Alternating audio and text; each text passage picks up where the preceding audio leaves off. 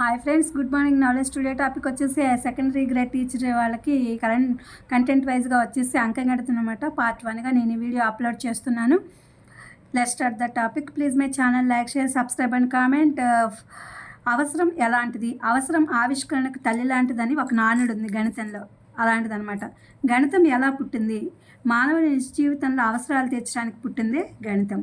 గణితం ఎలా ప్రాముఖ్యతను తెలుపము. గణిత ప్రాముఖ్యత ఎలా అనేది తెలుపము. విద్య, వైద్య, వ్యాపార, వాణిజ్య, పారిశ్రామిక, సాంకేతికత, రక్షణ వంటి రంగాల్లో గణితం అత్యంత ప్రాముఖ్యతను సంతరించుకుంది. గణితం దేనితో ముడిపడి ఉంటుంది? తర్కంతో ముడిపడి ఉంటుంది. గణితానికి పునాది ఏంటి? తర్కమే. గణితంలోని అంశాలు దేని ద్వారా కనుగొనబడ్డాయి? గణితంలో చాలా అంశాలు ఆగమన హేతువాదం ద్వారానే కనుగొనబడ్డాయి. ఎగ్జాంపుల్ వచ్చేసి 3+7 ఎంత? 10 కదా.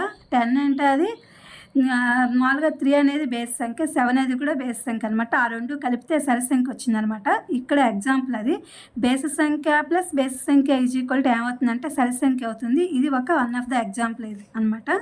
గణితం అంటే ఏమిటి? గణితం అంటే ఖచ్చితత్వం, సందిగ్ధతకు అవకాశం లేదనమాట. గణితం అంటే అది ఎన్ వస్తువు ఖరీదు అదే ఎక్స్ రూపీస్ అయినప్పుడు వస్తువు ఖరీదు ఎంత అవుతుంది? అదేంటంటే మనం ఒక వస్తువు ఖరీదు మనము ఆ రేట్ ఏంటంటే ఎక్స్ అనుకుంటున్నాం. ఇప్పుడు X/N అనేదాన్ని మనం చేస్తాం. అదే రకపు P వస్తువు ఉందనుకో, దాని ఖరీదు P × రేటు/X/N అనే మనం రాసుకుంటాం. ఇక్కడ ఏక వస్తువు మార్గం అంటే ఏంటంటే కొన్ని వస్తువుల ధరలు ఇచ్చినప్పుడు ముందుగా ఒక వస్తువు ధర కనుగొని దాని ఆధారంగా కావాల్సిన వస్తువుల ధరను కనుగొనే పద్ధతిని ఏక వస్తు మార్గం అంటారు. దానికి కావాల్సిన ఫార్ములా ఒకసారి చూడండి. కావాల్సిన వస్తువుల ధర ఇచ్చిన వస్తువుల ఖరీదు బై ఇచ్చిన వస్తువుల సంఖ్య ఇంటూ కావాల్సిన వస్తువులు. ఇది దీని యొక్క ఫార్ములా అనమాట. ఏకవస్తు మార్గం అంటే దీని ఫార్ములా ఇది. ఏకవస్తు మార్గ పద్ధతిలో సమస్యలను సాధించడానికి ఉపయోగపడే సంబంధాలు కొన్ని చూద్దాము. ఒక డజను అంటే 12 వస్తువులు వస్తాయి అన్నమాట. ఒక గ్రోసు అంటే 12 వస్తువులు వస్తాయి. ఒక గ్రోసు అంటే 144 వస్తువులు వస్తాయి. ఎందుకంటే ఇది ఏకవస్తు మార్గం కాబట్టి ఆ యొక్క సంఖ్యల్ని వాటి యొక్క దీన్ని బట్టి ఆధారపడి ఇలా ఇవ్వడం జరిగిందనమాట. ఒక స్కోరు అంటే 20 వస్తువులు. ఒక దస్తా అంటే 24 టావులు. ఒక రీము అంటే 20 దస్తాలు. ఒక రీము అంటే 480 టావులు. ఒక రీము ప్రింటింగ్ పేపర్లు అంటే 500 టావులు.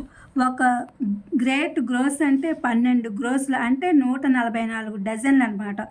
ఒక క్వింటాల్ అంటే 100 కిలోగ్రాములు. ఒక టన్ను 1000 కిలోగ్రాములు. ఒక సవరు బంగారం అంటే 8 గ్రాములు. ఒక తులం బంగారం అంటే 11.664 గ్రాములు అనమాట. ఒక తులం బంగారం వచ్చేసి 1.458 సవర్లు.